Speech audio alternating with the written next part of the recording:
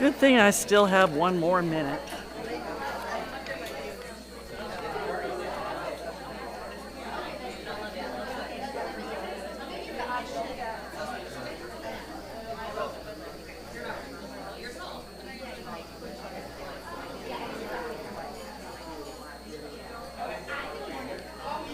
Good morning. Good morning.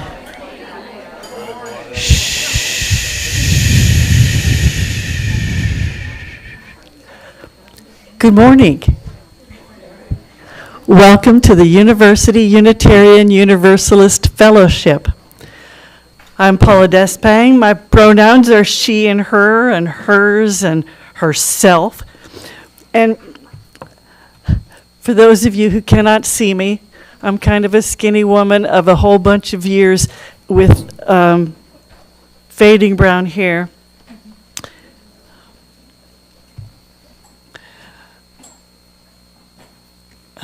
I've just lost all my words. How sad is that?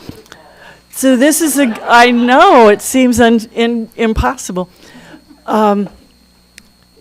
This is a time to join us in our shared sacred space. Turn off the ringers on your phone so that you won't rudely disturb other people's concentration. Thank you. And we will have memos from communities, from committees.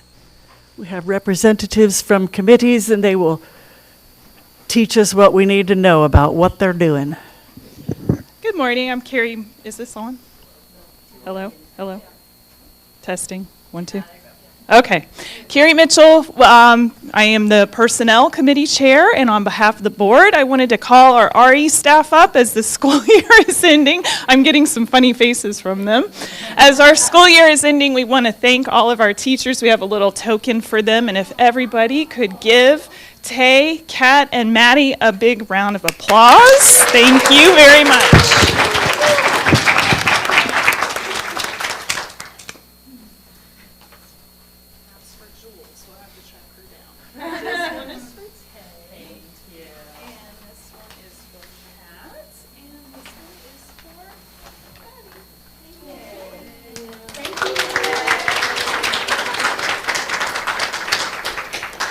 That's just that gives you just a taste of how important our kids are to us. I still have things to say. I didn't know that was happening. For any of our kiddos in the audience, or when we come into Sanctuary from now on, I will have fidget toys for any kids who want them. We have them in the back with Maddie and Kat right now, so you can just go up to us and look for a fidget toy, like one of the bubble poppets or like a fidget spinner or something like that, to keep you a little bit less antsy during the service. So that's the first thing. The second thing is that starting this week, I will be posting on Bree's opportunities to volunteer in the summer if you want to do some of the summer workshops with our kids. We're really looking for like July and August, but I will also, if you are not on Bree's, I will also be having a printed sign-up sheet with me starting in the sanctuary next Sunday as well. So those will be coming out next week. So just keep an eye out, and if not, I'll make another announcement next Sunday. Thank you. Yes, I can. So I'm Melanie. I'm just going to briefly remind you of the lost and found. If you have lost something, it might be in here, because I lost something and I would have sworn that it was at home and it was in here.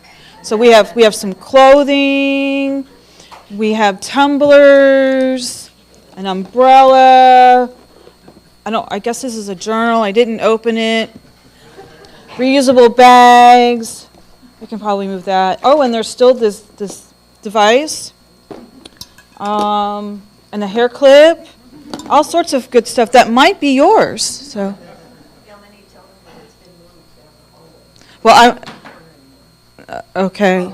Well, I was here a few days ago, so I put it over there just to help me remember. Is there a reason why we put it in the hallway? Because that quarter was getting so crowded with Okay. the Other stuff? electronics and the food pantry. Okay. I'll put it back in the hallway. It'll be on that table between the door to the conference room and the door to the library.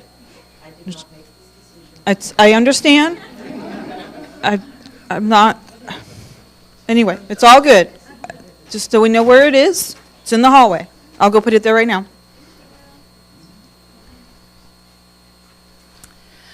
I'm Janet, and I'm here to announce that today, after the service at 1 p.m., not at noon, but at 1 p.m. in the library, we're holding our next discussion group meeting.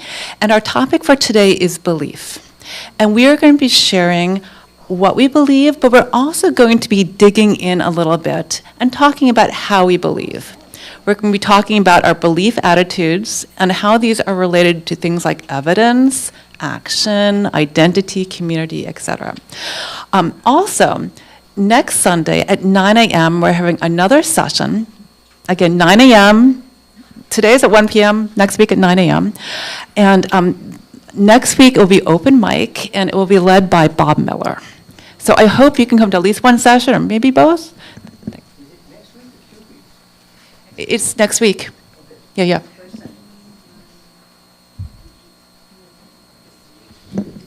Good morning, Margie with membership. We'll have a coffee, cake, and chat on the 8th of June. So I think that's in 2 or 3, whatever it is, 8th of June. Okay. After services, it'll be down in the conference room. I will make some kind of pastry. And this is for visitors who haven't been to a coffee, cake, and chat before. We introduce ourselves, get to know a little bit more about the congregation. We get to know a little bit more about you and what Unitarian Universalism is all about. So I hope to see you there on June 8th. Just hand it to me. I'm here on behalf of Miguel, the chair of the SAC committee. That Social Action Committee is meeting after church today at 12 o'clock in the library. So join us if you can. There is a Zoom link that we can send you if you'd rather go home and join online. And I have petitions, I just forgot what they were called, to expand Medicaid coverage for low-income adults. So if you would like to sign this, if you haven't signed it already, please see me after church. You know, there's some new rules that are being approved right now that we won't be able to do this anymore without being registered and all this new baloney to keep citizens' initiatives off our ballots. But this one, we can still turn, so I'm going to keep track of them and make sure they get in by June 8th, I think. So come see me if you'd like to sign it and you haven't already. Thanks, Martha. Marianne Feldheim for the Pastoral Care Committee. Just to remind everyone, we have reactivated. We are, thank you. So you can find us on the website if you would like to volunteer.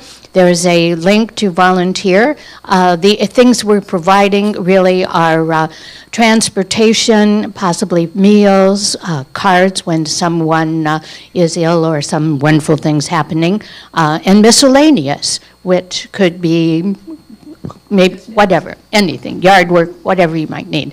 It's based on availability of volunteers, but it's available for all of our members. So please do take advantage of that. Thank you. On the website.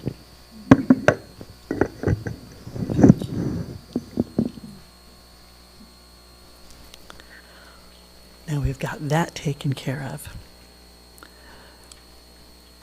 My opening words, I have two writers to quote to you today. The first said, "Liberty is never unalienable. It must be redeemed regularly with the blood of patriots, or it always vanishes. Of all the so-called natural human rights that have ever been invented, liberty is least likely to be cheap and certainly never free of cost." Robert A. Heinlein. Who here has read some of his stuff? Oh, I'm in good company.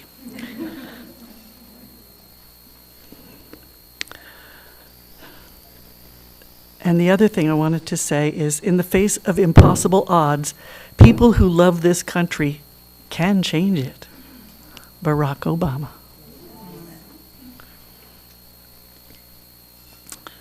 And we'll have opening music now. Here we go. Ta-da! Hymn number 1 in the Gray Book. Gary, take the stage. Yes, please stand if you're willing and able. And Janet will give us a short introduction.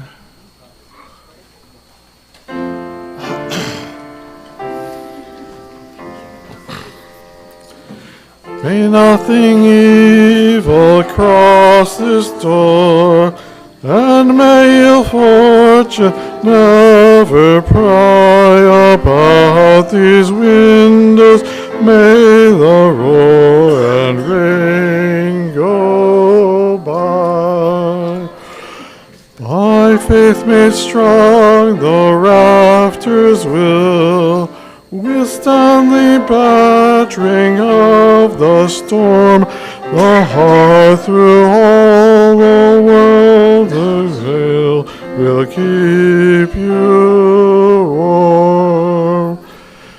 Peace shall walk softly through these rooms, touching our lips with holy wine, till every casual corner blooms into a shrine. With laughter drown the raucous shout, and though these sweltering walls are thin, may they be strong to keep hate out and hold love in.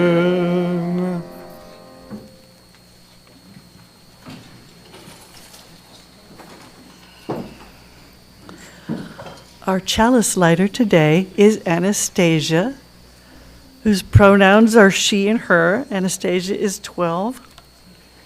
She's excited. She gets to pour 2,000 toy ducks over her teacher's head.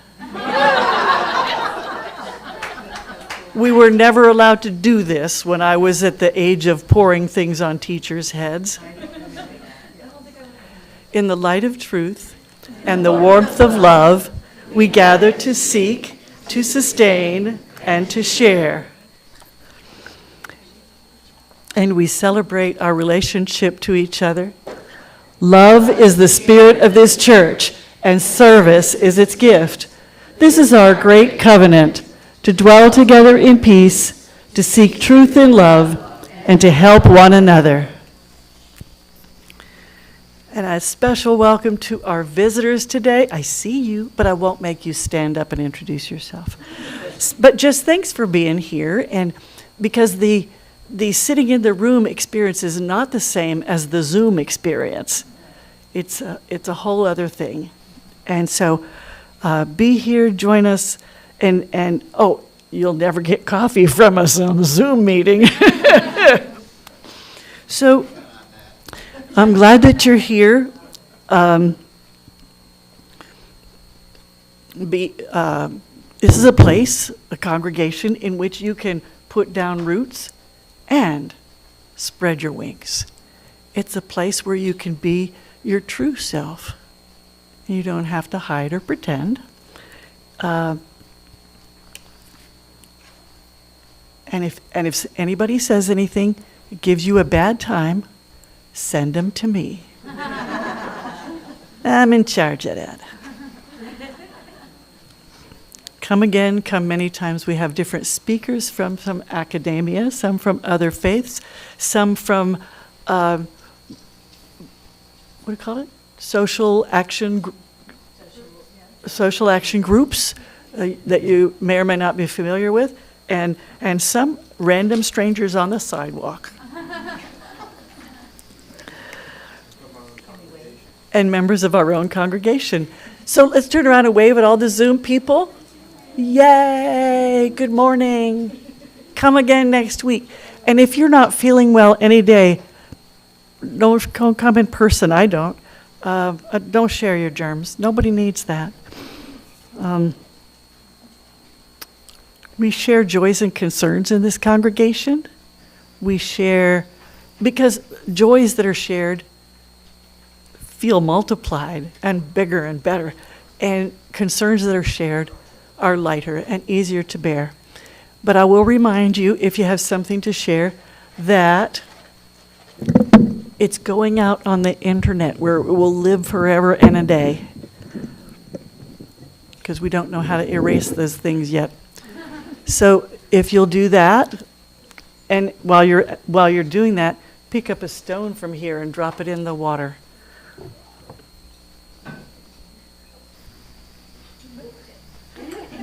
Yeah, we did.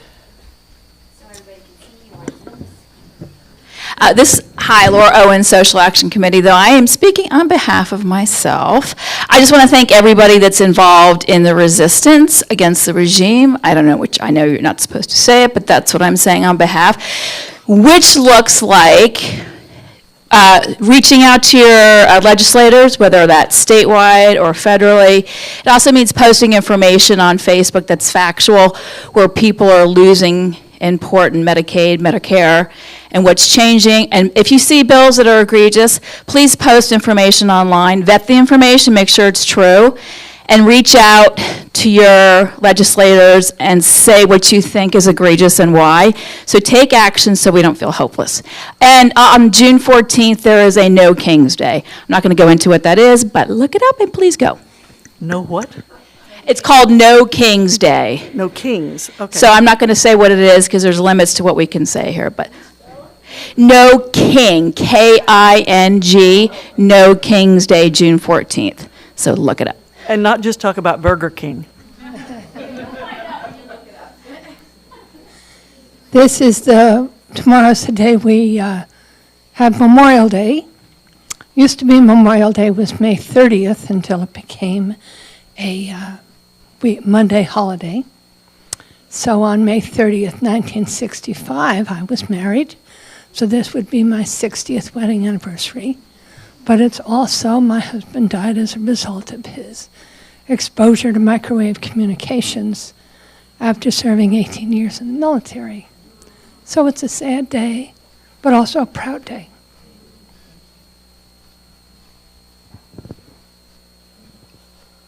I like that there's I like that there's fidgets.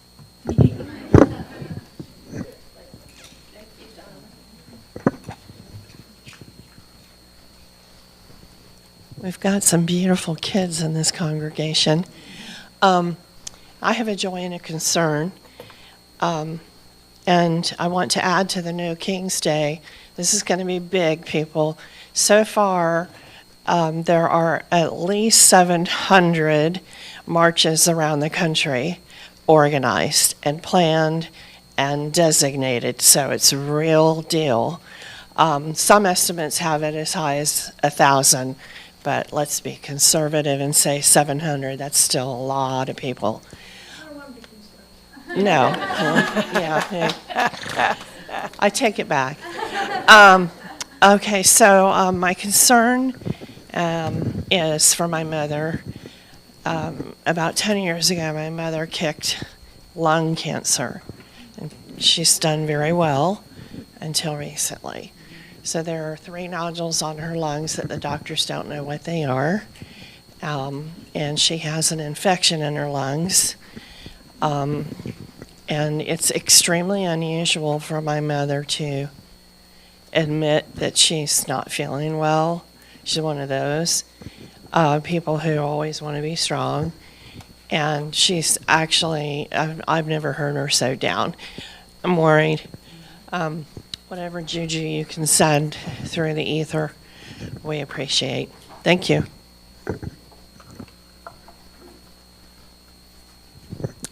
I have a joy to share, and that is a miracle has happened, and something my mother's has finally, is actually in rehab in an institution, and we have been trying to get her into an institution for years, and we didn't think this would happen.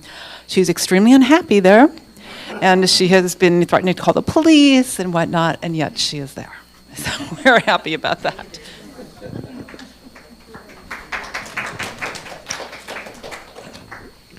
Good morning, everyone. Miguel Rodriguez. I was last week in a small family reunion, and I saw my half-brother again for the first time in over 40 years. So it was a great time, and got together with some cousins. That was my joy. The concern was that they brought up immigration back in the 1960s. I have some cousins, they're in their 70s, and they remember how their parents were nervous, some of my uncles and aunts, when La Migra, or the immigration authorities. I don't think they were known as ICE back then, but they would come and try to round up people, and people would try to flee when they heard, oh, the migrants coming from where the shops that they worked in New York. And I said, they had that back in the, I thought it was more inviting for immigrants. I thought because they needed labor. And they said, no, they still did. They did their job. But what stuck with me, what they said was, but they weren't as cruel. They were not cruel.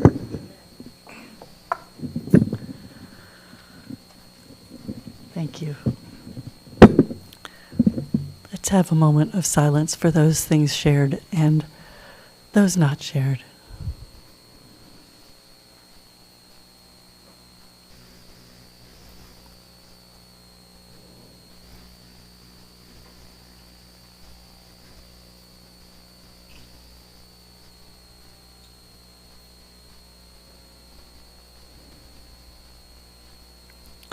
Blessed be, amen, let it be so. Time for all ages. Tay has something for us, but apparently all of her helpers are coming to help too.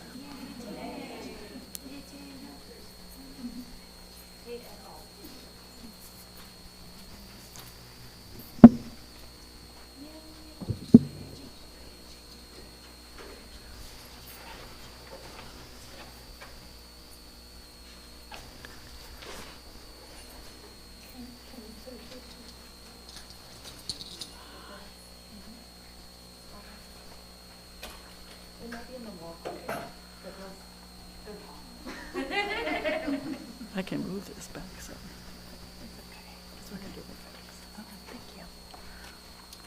Hi, everyone. Today is a very special time for all ages, as today we not only celebrate our class of 2025 graduates, but we also symbolize them crossing the bridge from childhood to young adulthood. Will Ender Walker and Quest Major please join us up front?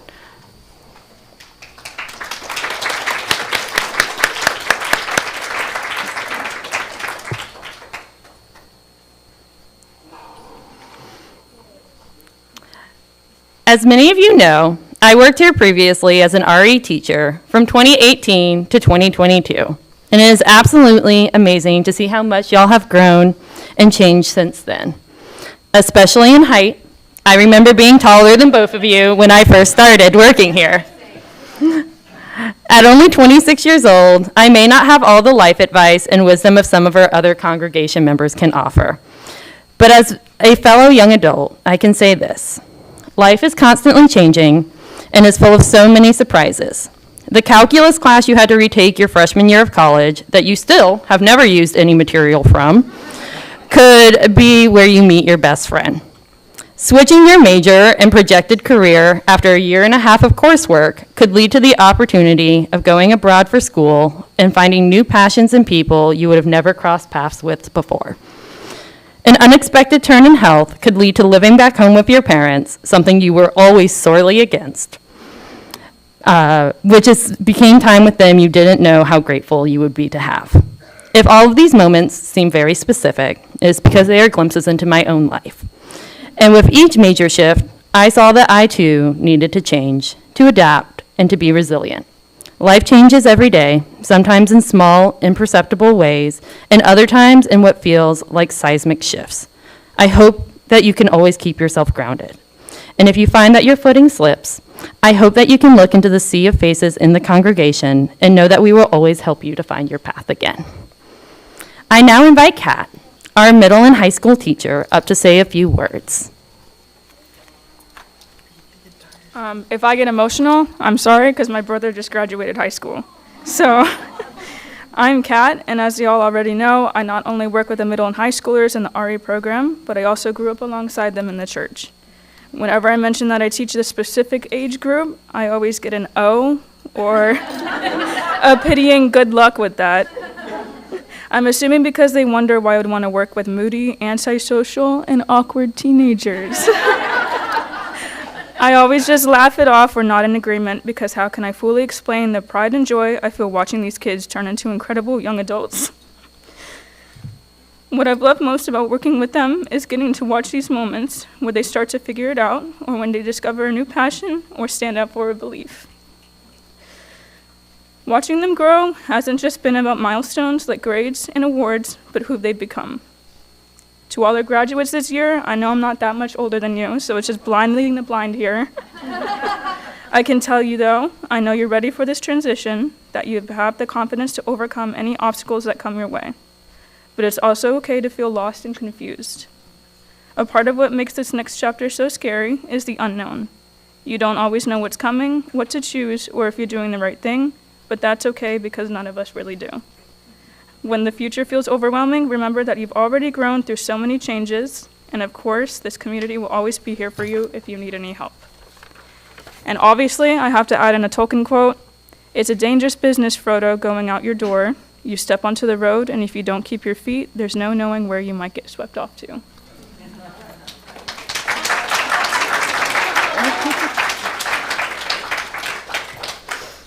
Thank you, Kat, for your heartfelt words. We will now begin the actual bridging.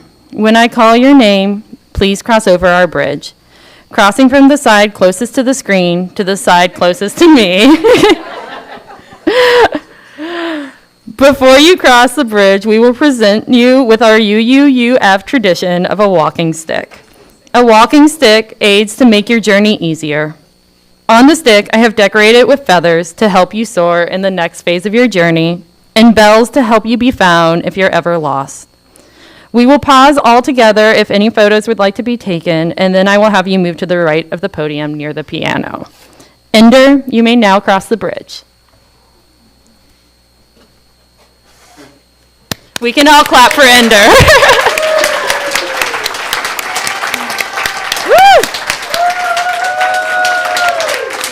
Wait, stay over here. Quest, you may now cross the bridge. Woo!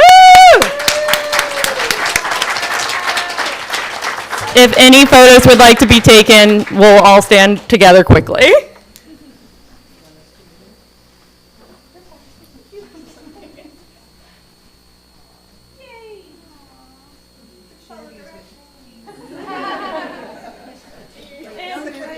Enough. Okay. Oh, come back. Since Anne's not here, I feel like I should take it. Okay. You guys can move to the right of the podium.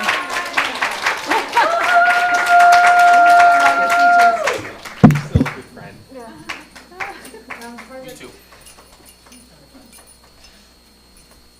Do I get these back? No, they're yours. You get to keep them. You can sit if you want, yeah. While we only have 2 young adults bridging with us in person today, we have 4 more that we celebrate their accomplishments and welcome them into this next chapter. I will announce their name and it will appear on screen. If any members of their families are here with us today, I have walking sticks for them that can be taken home as well. We can meet up after the service and I'll hand them over. Congrats, Colton Mitchell.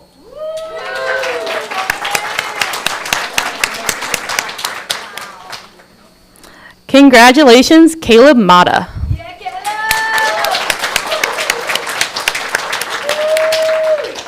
Congratulations, Dylan Busby.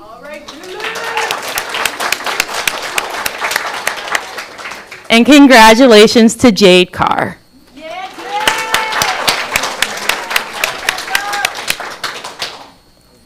As we conclude our 2025 bridging ceremony, I leave you with a quote from the great Bill and Ted. Be excellent to each other and party on, dudes. I did bring a cake to celebrate all our graduates that we will serve after service concludes. Instead of incorporating all graduates' high school colors, I went with the colors of my alma mater, UCF. Go Knights. If the cake looks a little smudged, my orange cat Squeegee decided to fight the plastic on the box. Thank you all.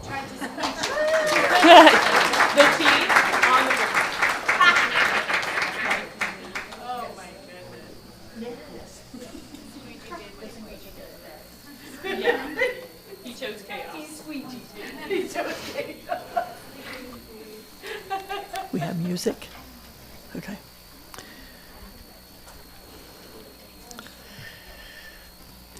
Our interlude and offering today will have music, and Janet is in charge of that. And you should know that we're a generous congregation. We put a lot of stuff into the basket as it gets passed around the room. Oop. Where's that basket? Somebody's working on that. 40% of what we put in there gets set aside for some local do-gooder charity. And this time, it's the Orlando Center for Justice. They pay the salaries of lawyers who are helping immigrants work on their status to be legal, whatever all, and to not get deported to someplace they've never been before.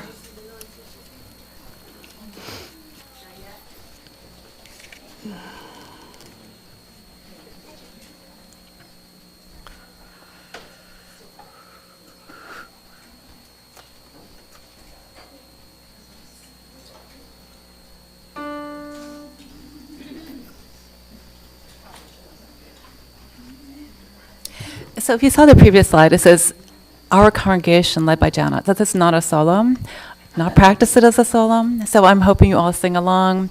This should be a tune many of us recognize. Can you go forward to the words for a second? So each slide we're going to sing twice. The tune is slightly different, but you'll pick it up. And only 3 verses if you have the hymnal. Let me just...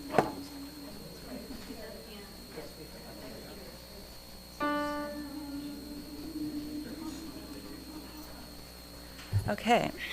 I've got peace like a river. I've got peace like a river. I've got peace like a river in my soul. I've got peace like a river. I've got peace like a river. I've got peace like a river in my soul. I've got joy like a fountain. I've got joy like a fountain. I've got joy like a fountain in my soul. I've got joy like a fountain. I've got joy like a fountain. I've got joy like a fountain in my soul. I've got love like an arrow. I've got love like an arrow. I've got love like an arrow in my soul. I've got love like an arrow. I've got love like an arrow. I've got love like an ocean in my soul. That makes more sense, love like an ocean. Thank you very much.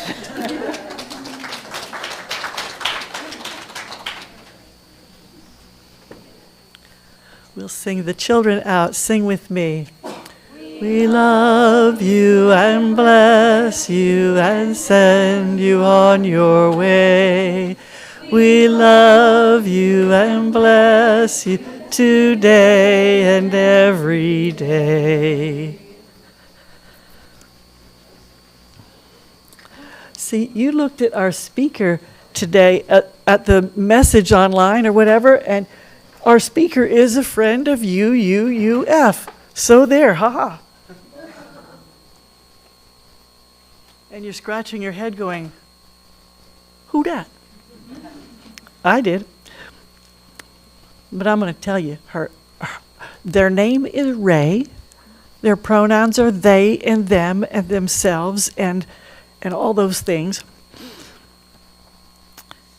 They're a graduate of Harvard Divinity School with a master's in theological studies, no slouch, and an academic librarian and sometimes adjunct professor, interested in meaning making. I'm sorry, I have a typo in my notes here. So making meaning, yes, that's a definition of religion, right? For their whole life, more recent interest has been in non-binary thinking about the world.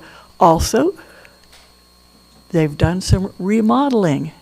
And for anybody who's ever gone through that, just, open up your heart, because it's no picnic. It's an adventure, but kind of on the level of Frodo's adventures, which I always thought were way too scary, but okay.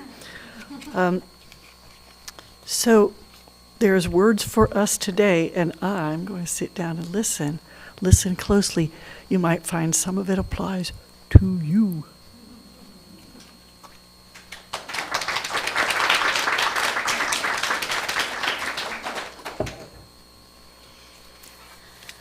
So I'm Ray. For those of you who can't see me, I am on the shorter side, smaller side, and I'm wearing a blazer with suspenders underneath. You can't see them anyway, but you'll probably will later because I get nervous, and when I get nervous, I get hot, and then I'm going to take my jacket off. But first of all, thank you so much for being here and for creating a community where I could be at the pulpit sharing with you. Being up here is a step in my own healing, and I will try, but likely not succeed, to keep from crying while I'm up here. I promise you I'm okay. They're tears of relief and of joy. There aren't many spiritual communities where I could speak freely about my experience as a non-binary person. I am a gender, which for me means that I don't identify with either male or female genders. And though I was socialized as female, and most people read me as female in social contexts, I'm not. If you're wondering how to refer to me, I am a human or a person, not a man or a woman. You can use any non-binary pronouns you'd like. I love all the buttons. They're all on my thing. They, them, or any of the alternative pronouns. If you're feeling adventurous, they, them are my favorite. Or you can simply use my name, Ray, if you're not comfortable with new pronouns yet. I never get tired of hearing it. I will note that while I feel safe taking this leap of faith with you and sharing, I'm not making the same decision in other areas of my life at this time. So while I go by non-binary pronouns here, if you see me in other areas of life, on campus at UCF, in pickleball, or birding, where it isn't as safe to be open, I still use she, her pronouns. I also want to note that I can only speak for my experience. I don't identify as trans, and I don't claim to speak for all non-binary experiences. Okay, so vocabulary and qualifications all out of the way. The reason why being up here is healing for me is because the last church congregation I was at and a part of didn't allow me to speak. I don't mean just at the pulpit, that's a little more understandable. I mean during church or Bible study or any group gathering where scripture was discussed. The Christian church isn't known for being welcoming to non-binary folks, so it would make some sense if that were the reason why I was asked not to speak. Except at that time, I hadn't reached the part of my journey where I knew that I was non-binary. No, at the time, I was majoring in biblical languages at a conservative evangelical Christian college, read fundamentalist. And when people were discussing the Bible at church, they would often take bits and pieces and apply it to their lives and either imply or insist that everyone else should follow the imperative they got from their own interpretation. However, these interpretations were usually pretty out of context from the original historical situation or even the literary context of the Bible. And they would hinge those interpretations on a single word that wasn't translated well, or it doesn't mean the same thing in our culture as it did then. I would politely bring up these issues each time by saying, well, yeah, that's not what it meant. And I'd let them know what the word actually meant, what its history was in context, and how the interpretation they were proposing wasn't possible. For some reason, I'm not sure why, they didn't find this habit of mine particularly helpful. Now, I get that, but evangelical reactions tend to be on the more dramatic scale. So not only was I being unhelpful, I get that, but they decided that I was leading others astray and that I lacked faith. Their answer was to ask me not to speak about the Bible to others and to bar me from any type of leadership. Their conclusion that I lacked faith always confused me. While diligently studying the Bible and volunteering at multiple churches at the same time, I inevitably ran into discrepancies and contradictions between them. When things weren't adding up, I responded by dedicating 4 years of my life, thousands of hours learning the original Greek and Hebrew, reading the Bible in those languages, studying how humans across history have understood those words over thousands of years, and then adding theological German to the mix so that I could read even more interpretations of Scripture. And somehow, this shows a lack of faith. For me, faith has been less of a feeling or even a belief, and more of a practice. It's something I bring into being each day if I'm lucky. Something I believe can be written into existence with our words and our actions. Our own form of creation. Writing this talk was an act of faith, and by sharing it with you, you are helping me collectively to make it real. This fellowship is the first place I've been openly agender and used they/them pronouns. Seeing the pronoun buttons here on Sunday mornings is part of what gave me the courage to finally start using them. I can't tell you how much it's meant to me that there's a space here to do so.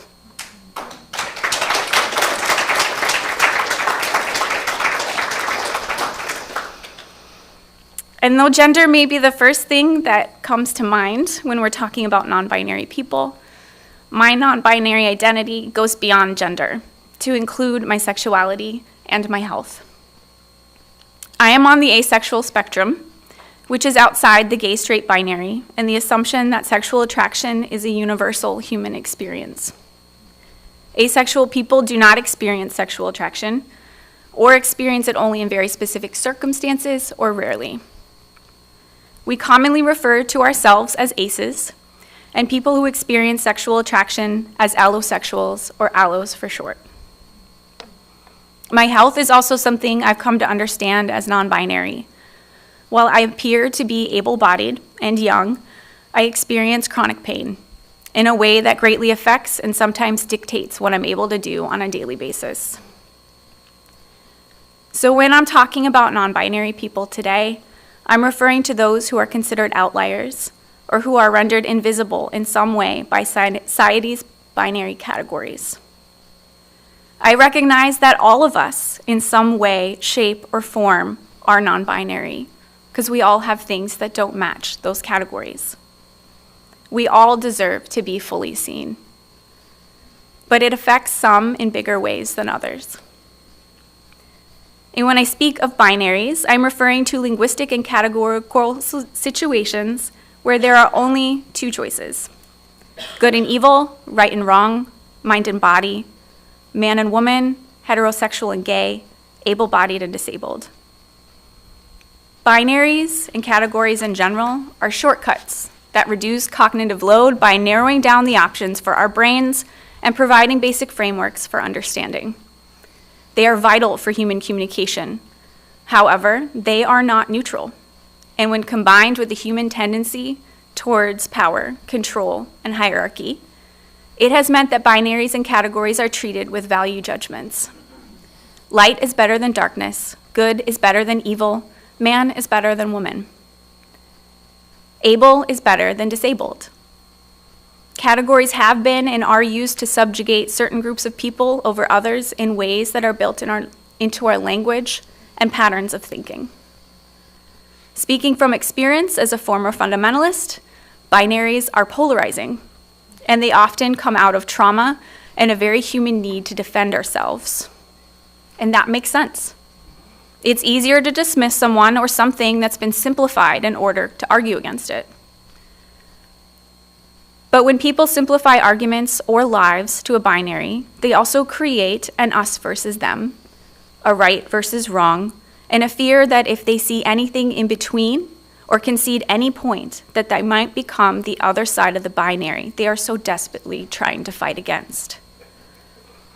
Binaries create biases and blind spots as we look for and see only what upholds our view and miss everything else that's right in front of us. I want to name and acknowledge how difficult the process is to break down categories.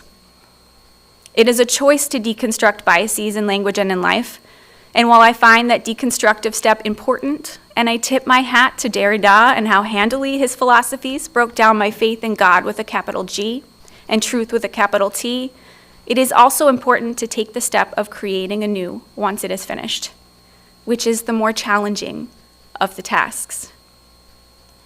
So I'm asking you to take another look with me at the Christian creation story that is foundational to Western culture and thought. At first glance, it seems to uphold much of the hierarchical ideas embedded within Western culture. It is, after all, written in binaries.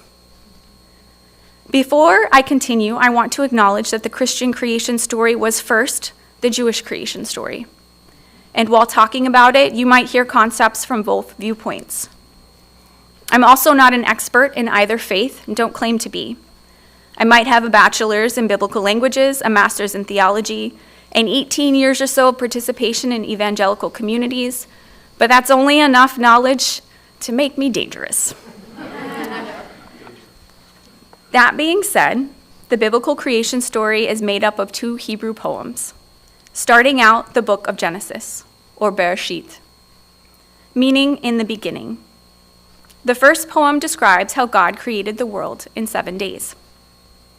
It starts, in the beginning, God created the heavens and the earth, a summary sentence of what is to come. And in the first day, God said, "Let there be light," and there was light. God saw that the light was good, and God separated the light from the darkness. God called the light day, and the darkness God called night. And there was evening, and there was morning, one day. Each day, God creates one or more binaries and calls them good. And my papers are out of order, so you'll have to give me a moment.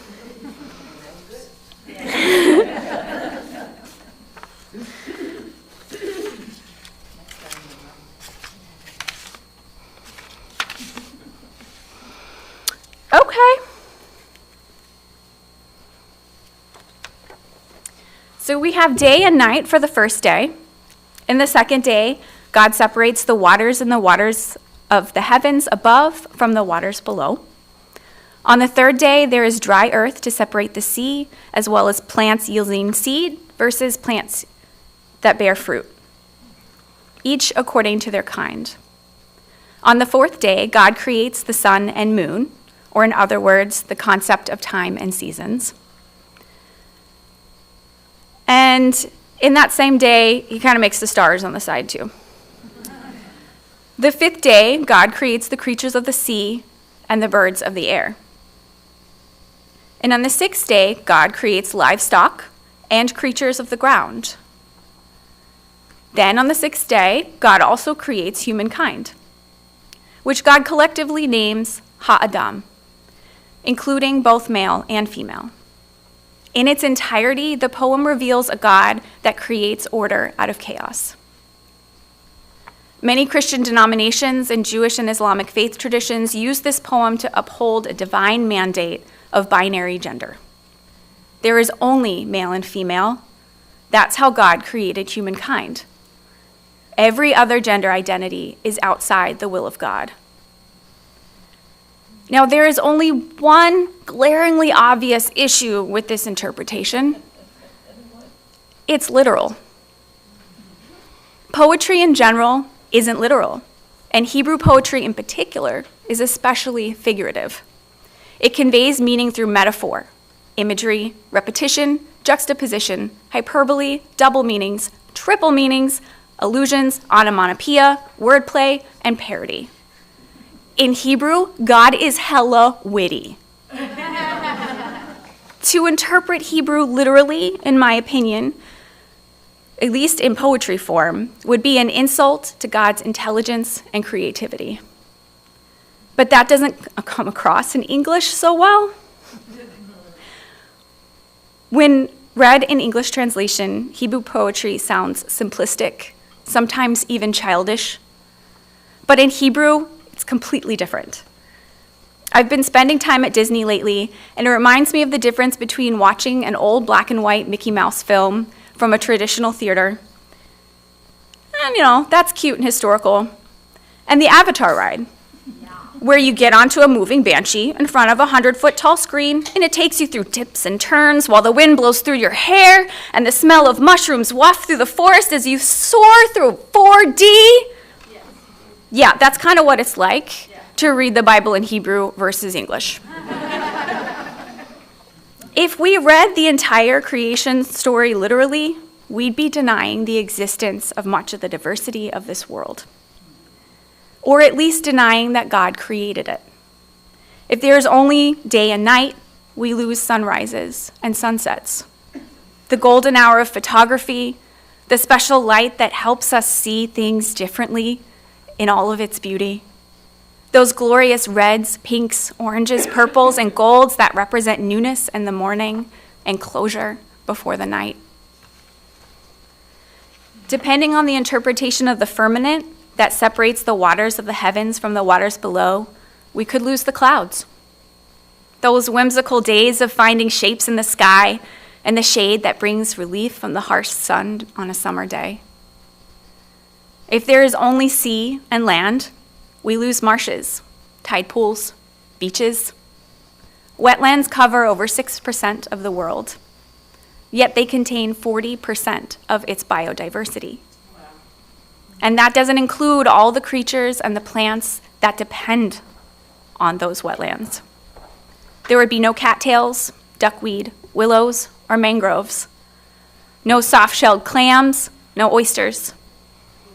No beach days filled with shell collecting, surfing, or building sandcastles. If there were only plants that yielded seed or bore fruit, there would be no moss, no ferns, no lichen. Without lichen, algae could not survive in harsh climates. Deer would go hungry, and gnatcatchers and hummingbirds would have no camouflage for their nests. If the moon only governed the night, we'd never see the sun and moon out together in the day, and there would be no solar eclipses. If birds only lived in the air, there would be no penguins, puffins, ducks, or egrets. If land creatures were confined to land, there would be no beavers, capybara, hippos, gators, or platypi. No one reads the first 6.5 days of creation and claims that God did not create any of these things. Nor do they claim that puffins are somehow evil for their non-binary nature. Or that the complexity and diversity of the world are not implied in the figurative language of the verses. Yet when we get to day 6.5, the rules change, and humankind are limited to a literal, binary interpretation. Zakar unekava bara otam. Male and female, God created them. The rest of the world exists in diversities beyond the binary, but religious institutions and theologians have the hubris to limit God to the simplicity of two in the creation of human gender and the ordering of human reality. As we get to the second poem, the first part of creation is repeated as before. The use of repetition for emphasis or expanding on something already covered is a typical characteristic of Hebrew poetry. God creates the heavens and the earth, the plants, the living creatures. But when we get to humans, there's more to the story. God creates a single human in God's own image, Ha-Adam. The word Adam is used both to name humankind as a species and as a formal name for the first human, Adam. It is in this second poem that we discover why humankind is named Ha-Adam, because the first human was made of dirt from the ground, which in Hebrew is Adamah. Ha-Adam from Adamah. In this poem, a great deal occurs between the creation of the first human and the creation of the second. God plants the Garden of Eden, including the tree of life and knowledge of good and evil, another binary. And God puts the first human in it and warns the first human not to eat from that tree. God creates 4 rivers out of the headwaters of the river flowing through Eden, and God tasks the first human with naming all of the plants and creatures of the earth. And at that time, God notices, maybe this human needs a companion, someone that's going to help. An ezer kenegdo. God brings forth all of creation before the first human to name and consider as a companion. But among them, no suitable companion is found. So God puts the first human to sleep and takes one of the mitzalatov out of the first human and closes the human back up. Read literally, the mitzalotov would simply be side or side chamber. However, the word is often translated as rib because what else is there in the human side with more than one? And later, the first human proclaims of the woman, "Now this is bone of my bone and flesh of my flesh." However, Hebrew has a specific word for rib, and of the 39 other occurrences of the word mitzalotav, none of them mean rib. This section has rich potential for figurative meaning. Chronologically, it uses the context that the concept of man and woman, male and female, did not exist until the second human was created, and the first human calls her woman. It is only after the creation of woman that the first human is called the word man, ish, rather than simply ha'adam, the human. The idea of the separation of the body from the spirit or the mind or self is a Western one. It isn't a concept of the early Hebrews. So when Adam proclaims, "This is bone of my bone and flesh of my flesh," I hear, "This is a person created of my own being." There is room to see the first human as non-binary, and gender being created when Ha-Adam was split into two to make a second. This same story has often been cited to me for the idea that men are hierarchically above and over women as ordained by God.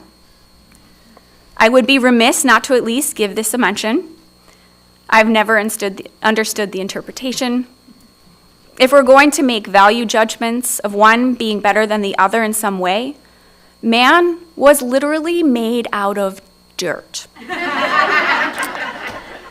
As far as hierarchies go, I'm pretty sure flesh and bone beats dirt.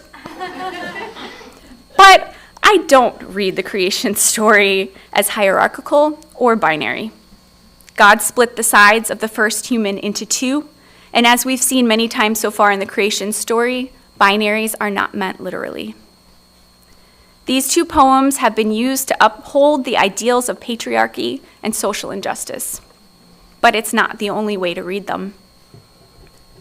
God used categories to order our world, but we were never meant to be limited by them.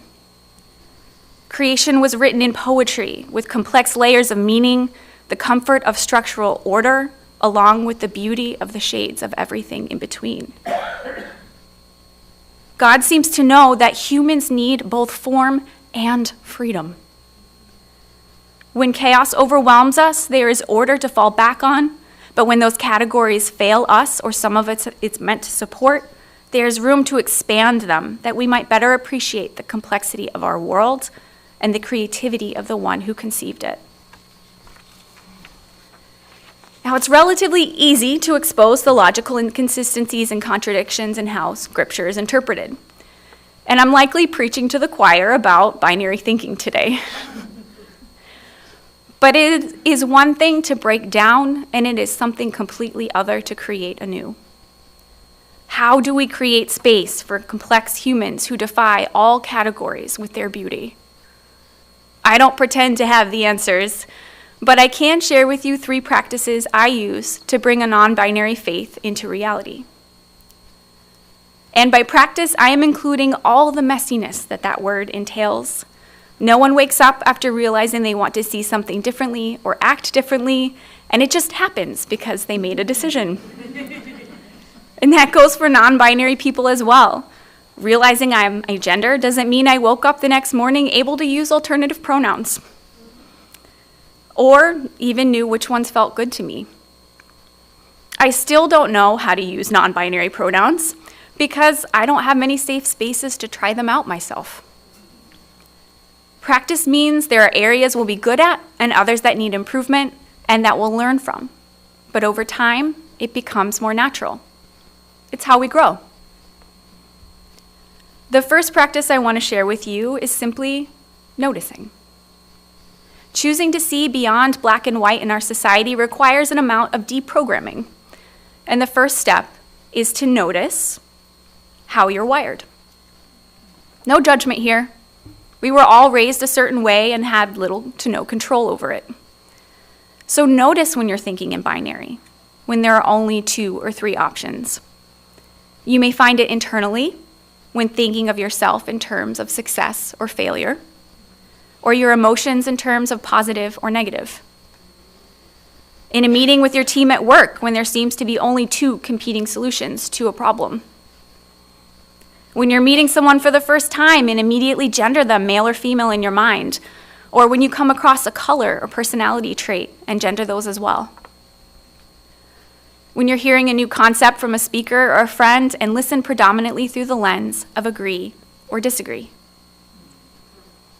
We can learn so much more, see so much more when we set aside whether we agree or disagree and just listen.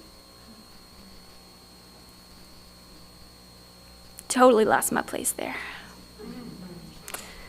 But that brings me to the second practice I want to share with you, which is listening deeply.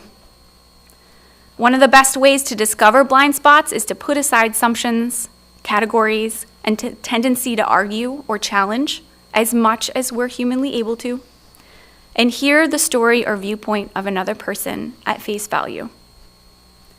Not all non-binary people have a place to share their stories safely. One challenging aspect of being non-binary is that the identity is often invisible or unintelligible to larger society because it's outside of traditional understanding. Those identities may not come up in casual conversation and aren't used as an identifying factor for people in general. For example, there aren't consistent physical traits or characteristics or clothing styles to signal that someone is agender or asexual.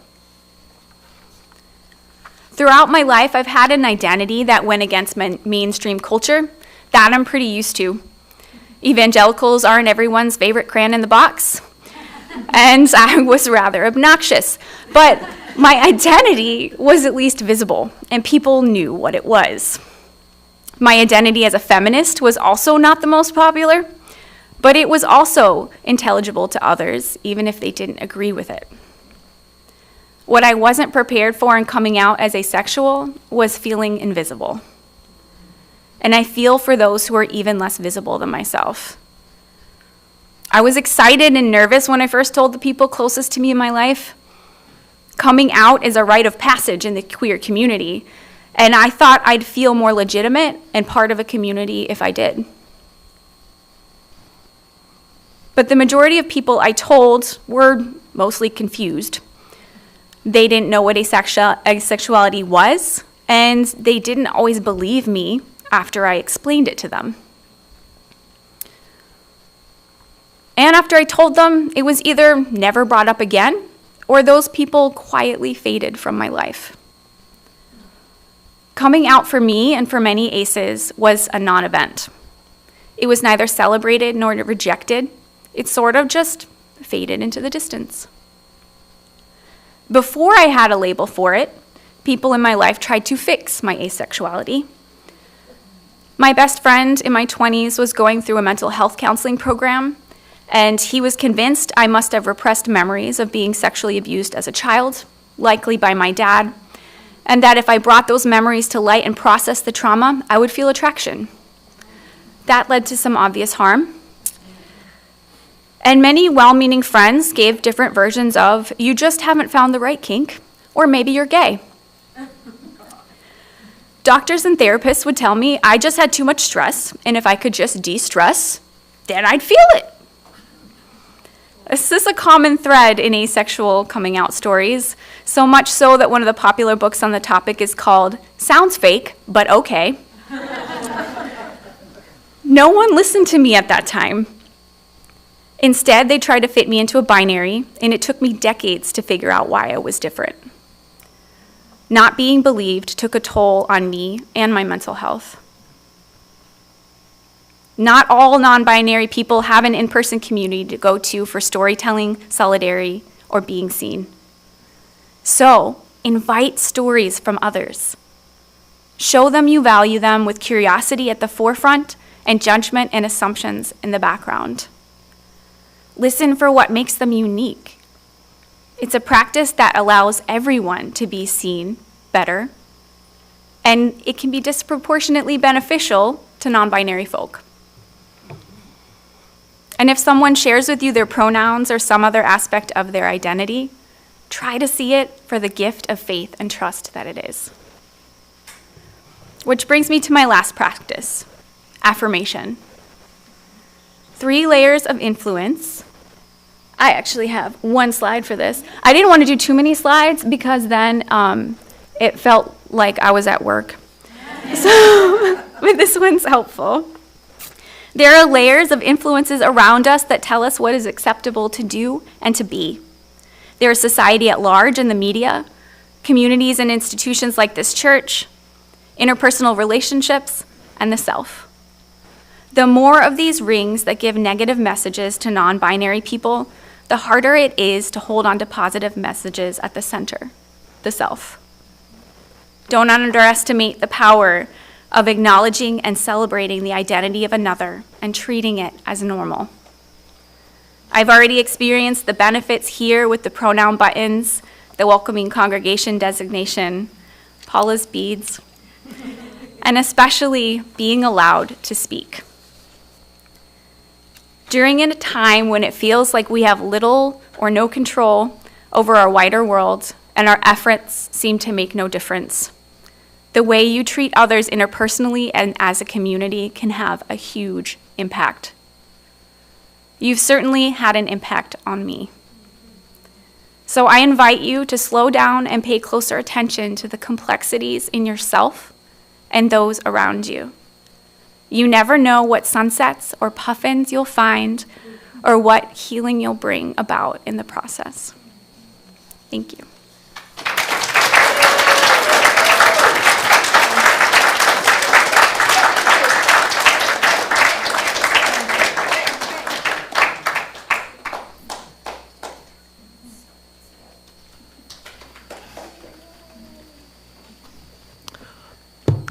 We want more.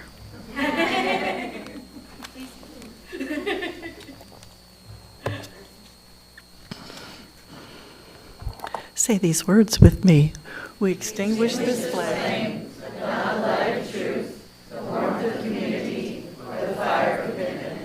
These we carry in our hearts until we are together again. Our closing music is Spirit of Life. Those of you who've been here more than twice have probably sung it before. Stand up. Sing it grandly.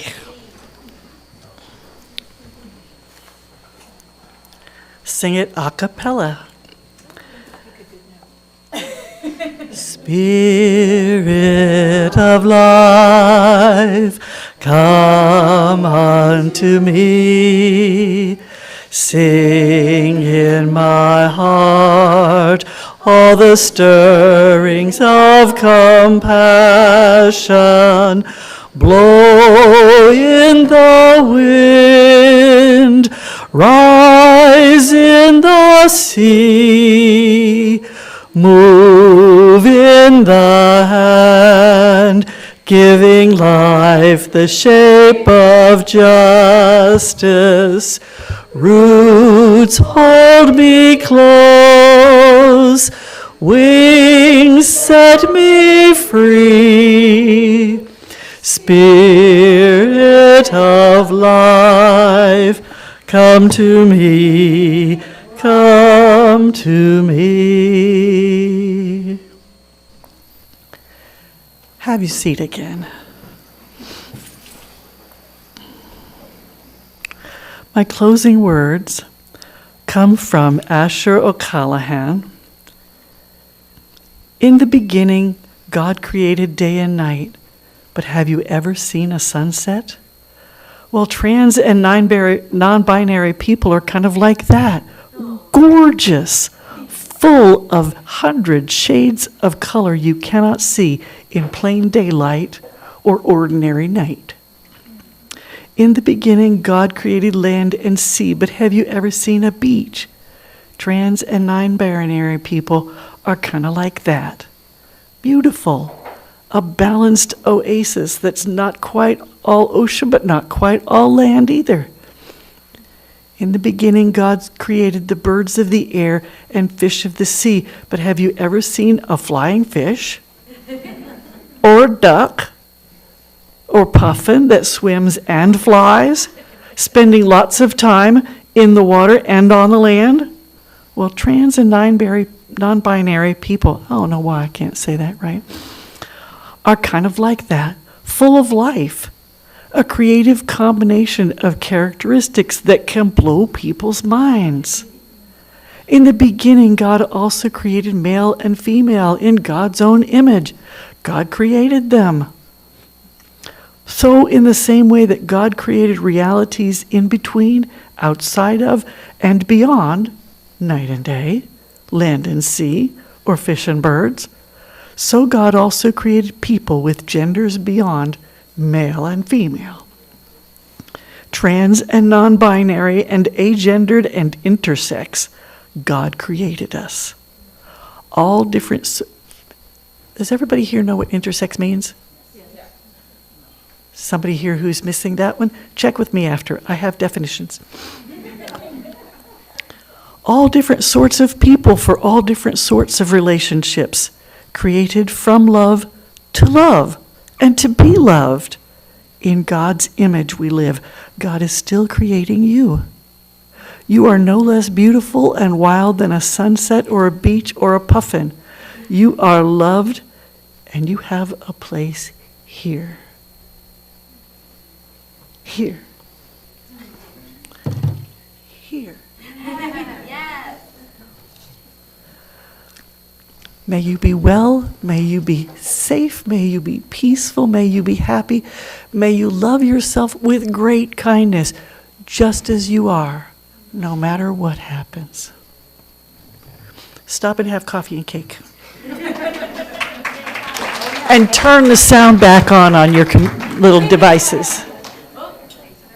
I also have some books up here if you'd like to learn more about non-binariness or asexuality. You want to hold them? Sure.